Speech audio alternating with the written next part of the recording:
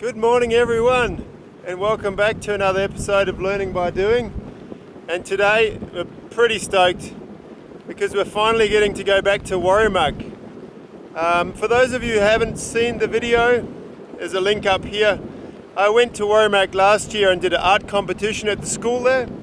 It was really cool, and a lot of you supported it, bought the t-shirt, sent money to the PayPal. And now I'm finally going back to the school to give them the money and to bring them some new art supplies and just to catch up with all the kids there.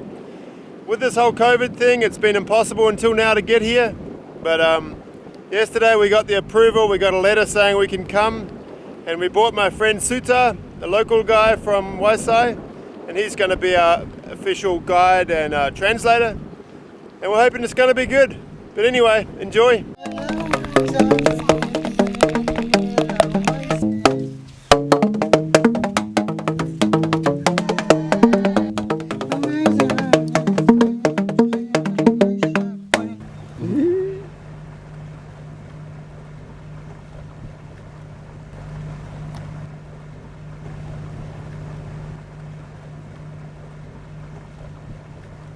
So to get into Mayalibit Bay, we have to motor about 4 or 5 miles through a pretty narrow entrance. So I've picked the tide right. We left at 6 o'clock this morning to get here in time because the current just rips through here. Mayalibit Bay is quite a big enclosed bay, and so the tidal current through this narrow gap is quite strong, 3-4 knots. So we need to use the incoming tide to get in, and then on our way out we'll have to time it that we get the tide coming out. This town is called Wasan. That's pretty beautiful. They're probably angry we don't stop and say hi. You think? As the locals are normally paddling their canoes, they use the current and go upriver in incoming tide, do a few hours of gardening or fishing, and then returning with the outgoing tide.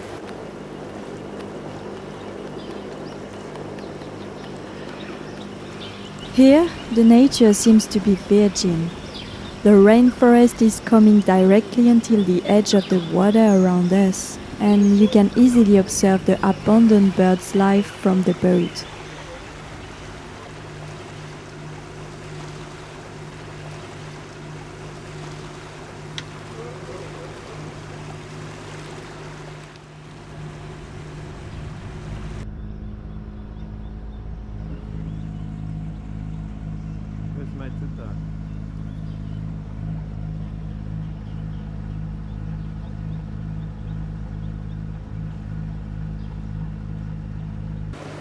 Who's doing this guy?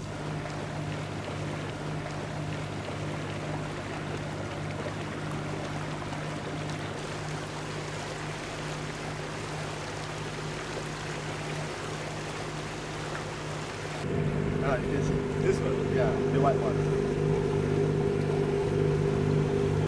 You see? Oh, yeah.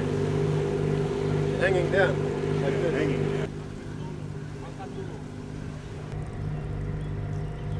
Filming yourself eating. Yeah. So Bread and cheese is the life. Once in Miley Bit Bay, Fern and Suta used the borrowing time while motoring to scrub the bimini and covers with bleach.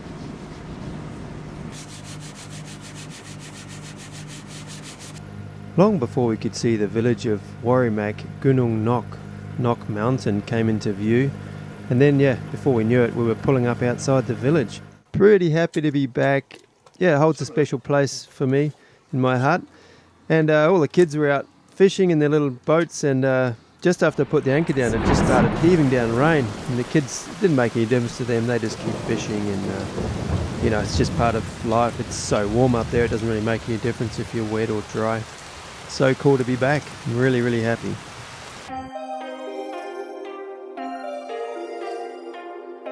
The village itself is situated in a beautiful little bay, with the big mountain behind it. The whole of Mayalibit Bay is only 7 to 10 metres deep. It's muddy, infested with crocodiles, but there are rivers and waterfalls around the place, and it's just a peaceful little bay. You can't really go wrong here. The 4 or 5 villages in Mayalibit Bay, they are the original indigenous people of the whole Raja Ampat. The rest of the inhabitants of Raja Ampat have come in the last 40-50 years from different parts of Indonesia, but the Miley Bit Bay people are the indigenous ones, and they actually own a lot of the land, but they're also the poorest. They have no tourism and just live off the land basically, which is really, really cool and why I love to visit there.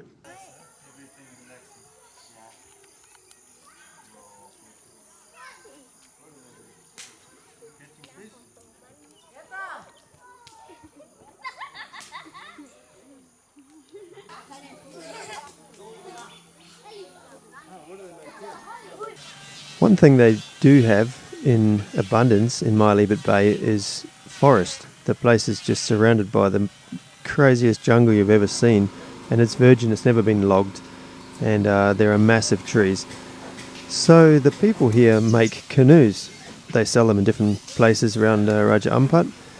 The trees are relatively close to the water, so they'll just cut a massive tree down, drag it over and hollow it out and make a dugout canoe. It's really cool watching them all work. They spend hours there every day. It used to be all by hand. It's still quite a lot by hand, to be honest, but they do have a generator and chainsaw and things like that now, and a planer to get everything smooth. But pretty cool watching the care they take, and it's all done by eye. You know, there's no laser pointers or anything like that. It's just done by eye, and they get the lines straight, and the things fly. They put a 15-horse outboard on. And these things are quite heavy, but they just fly through the water, and because they're so long, any chop or small swell, they just sort of bridge over it, so they're really, really smooth through the water. Not very stable side to side, but lengthwise very, very stable.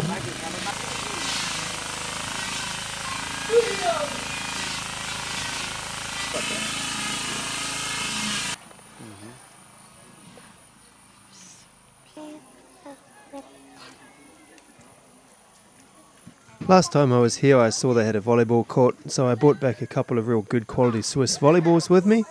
I didn't bring a pump, but they figured out somehow to get air into it, and yeah, they all had a big volleyball game. It's sort of funny, like because it rains quite a lot there, the volleyball court's quite, how would you say, rugged. Each spot, each position on the court is sort of worn down into a hole, and then it's grass all around, but the holes all fill up with rain water, so it's quite cool. And I haven't played volleyball since I was maybe in high school, about 400 years ago. But I gave it a crack. I could still serve, but that was about it. But it was a bunch of fun, and the kids, even the small kids, gave it a go. Even the ball was quite heavy for the small kids, but they all gave it a crack, and boys and girls, and real cool to. It sort of broke the ice for me returning, just to have a bunch of laughs and fool around with the kids. It was a real good way to start.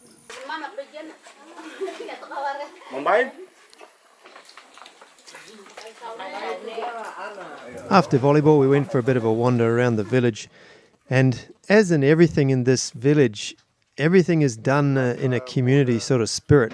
The guys were all off building boats, but then we came around the corner, and in the front yard of a house, a lot of the ladies from the village were preparing to make coconut oil. I'd never seen this process before, so it was pretty cool, and sort of filmed it for you guys. And first they take the white coconut meat out of the husk, and then they grind it up. It goes through a series of 3 big buckets. They'll sit around and they'll squeeze it out through cloth. They'll squeeze the moisture out of it. By the end of it, the ground up coconut meat doesn't really have anything left, and they actually just feed that to the chickens and goats and things like that. And then the liquid that comes out of it is then boiled up. It's boiled up 3 times, and then the oil is separated off that, and you end up with proper, virgin coconut oil that sells for a lot of money in Europe. And I bought a couple of litres of them for, a couple of bucks for a litre or something like that. But yeah, it's pure coconut oil straight out of the jungle, basically. And it was cool. The ladies all just sit around, and as soon as I walked up, they had something to make fun of because they all saw the video from last year, and so they were quoting parts out of it, and where I'd said something in their language and obviously said it wrong, and they were all laughing and joking. But I think they were pretty stoked to see us again, and real cool. The kids all hanging around, playing marbles, and just a great community spirit there. So good to see. Not one single person on a phone or with headphones shut off from the rest. All of them were just involved, and real nice to see.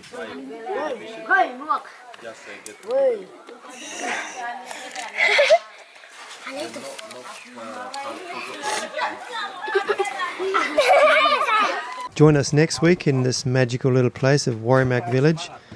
We unpack all the supplies we brought back. Marie gives them some pretty useful guidance on drawing and painting. And the kids take us back to the forest again.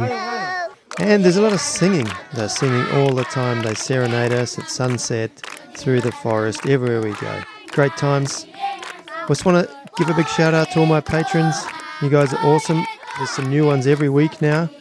Obviously some of you guys are really appreciating what we're doing here, and thanks very much for the support. We are very much in need of that support at the moment during this tough times with COVID and being unable to go back to Europe for work. We're sort of reliant on the income from this channel right now. It's great, and yeah, really glad you guys are enjoying the content we're putting out. See you next week. Bye bye.